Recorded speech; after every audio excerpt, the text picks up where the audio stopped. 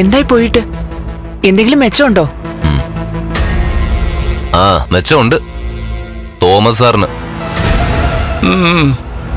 അല്ല, ഏട്ടന്റെ കണ്ണിനെന്താ പറ്റിയേ? ഏവനൊന്ന് ഒളിഞ്ഞു നോക്കാൻ പോയതാ. അപ്പൊ പച്ചില മരുന്ന് കണ്ണി വീണു. ഒളിഞ്ഞു നോക്കാൻ പോയോ? എവിടെ? അമ്മേ, അച്ഛനെ എഴുന്നേപ്പിച്ച് നടത്തുന്നതിനോടൊപ്പം കണ്ണൻ എഴുന്നേറ്റ് നടക്കുന്നുണ്ടോ ഇല്ലയോ എന്ന് അറിയാൻ വേണ്ടിട്ടാണല്ലോ ഞാൻ അങ്ങോട്ട് പോയത്. പൗർണമി രാത്രിയില് അവന് പ്രത്യേക ചികിത്സയൊക്കെ ഉണ്ടായിരുന്നു. ആ ദിവസം എന്തെങ്കിലും സംഭവിക്കുമെന്ന് അറിയാൻ വേണ്ടിട്ടാ ഞാൻ ജനൽ വഴി ഒളിഞ്ഞു നോക്കിയത്. ആ സമയത്ത് മനഃപൂർവ്വമാണെന്ന് തോന്നുന്നു.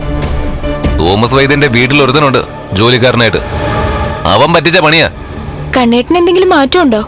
മാറ്റമൊന്നുമില്ലെന്നാ യവൻ പറയുന്നു. തോമസ് വൈദ്യനും അങ്ങനാ പറഞ്ഞത്. പിന്നെ മഹാലക്ഷ്മി പ്രേതമായിട്ട് അഭിനയിക്കുമ്പോ അതേപ്പറ്റി ഈ വൈദ്യർക്കും അറിയായിരുന്നു. എന്നിട്ട് അയാള് പോലും അവിടെ കിടന്ന പ്രതാപനോടും അയാളുടെ അമ്മയോടും അവളുടെ അഭിനയമാണെന്ന് പറഞ്ഞില്ല. എന്നുവെച്ചാ അയാളും അവരുടെ സൈഡാണെന്ന്. അങ്ങനെയുള്ളപ്പോ അവർക്ക് ദോഷം വരുന്ന ഒരു കാര്യവും അയാള് പറയാൻ പോകുന്നില്ല. കേട്ടോടാ പറഞ്ഞത്. കണ്ണന്റെ കാലുകൾക്ക് സ്വാധീനം കിട്ടിയാലും തോമസ് വൈദ്യന്റെ നാവിന്ന് അത് ഒരിക്കലും പുറത്തു വരത്തില്ലെന്നാ അതിന്ന് നമ്മൾ മനസ്സിലാക്കേണ്ടത്. അവന്റെ വലത് കാലിനൊപ്പം ഇടത് കാലിനും സ്വാധീനം കിട്ടിയോന്ന് എനിക്ക് സംശയമുണ്ട്. എനിക്ക് മാത്രമല്ല, അപ്പച്ചിക്കും ഉണ്ണിക്കും കരുണയ്ക്കും ഒക്കെ അങ്ങനൊരു സംശയം നിലനിൽക്കുക. എങ്കിലും നഷ്ടപ്പെട്ടു പോയതൊക്കെ നമ്മൾ തിരിച്ചു പിടിക്കുമേ. കരുണ രണ്ടും കൽപ്പിച്ച് മുന്നോട്ട് നീങ്ങുക. അതോടൊപ്പം സാഗറിനെ പൂട്ടാനുള്ള പണിയും ഞാൻ ചെയ്തു കഴിഞ്ഞു.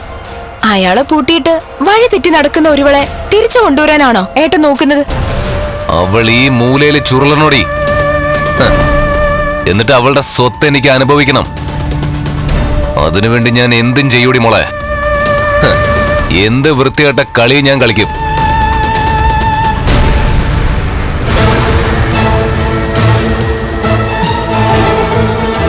അച്ഛനും മോനും കൂടെ ഇനി എന്താന്ന് വെച്ചാ ആയിക്കോട്ടെ.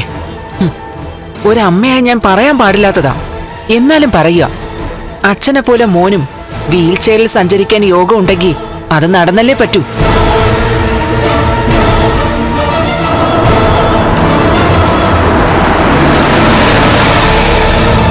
ആ, സാഗർ ഇരിക്കെ, ഞാനിതാ വരുന്നു. ശരി സാർ.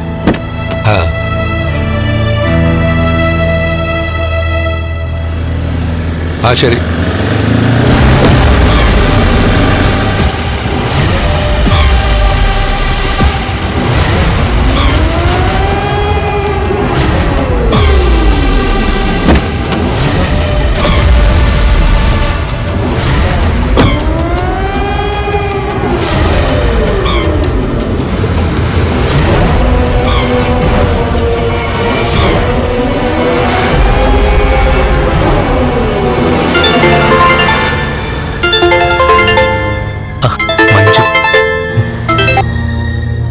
മഞ്ജു, എവിടെയാ?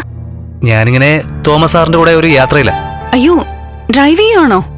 ഇപ്പോഴല്ല, സാറിപ്പോ ഒരു ഓഫീസിലേക്ക് കയറി. ഞാൻ കാറിന്റെ അടുത്ത് നിൽക്കുക. അപ്പൊ സംസാരിക്കാലോ. പിന്നെ എന്റെ പൊന്നിന് എന്ത് വേണമെങ്കിലും പറയാം.